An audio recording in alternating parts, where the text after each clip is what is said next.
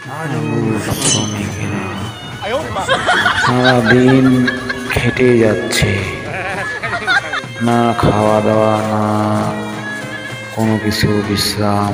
তাদেরকে সারাদিন ধরে কাজ করিয়েই চলে যাচ্ছে, কিন্তু কি করবে, তাদেরকে খেটে চলতেই হবে, কারণ সংসার তাদেরকে বাঁচাতে হবে। কিছু করার নাই, এখন তাদেরকে কাজ করে যেতেই হচ্ছে।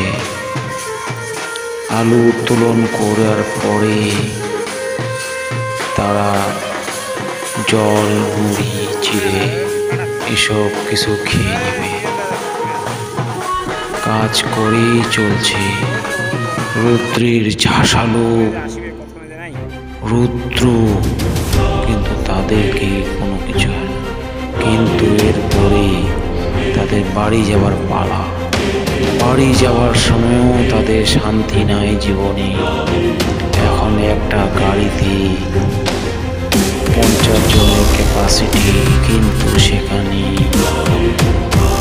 150 থেকে 200 জন তারা কিভাবে যাবে। কিন্তু যেতে হবে,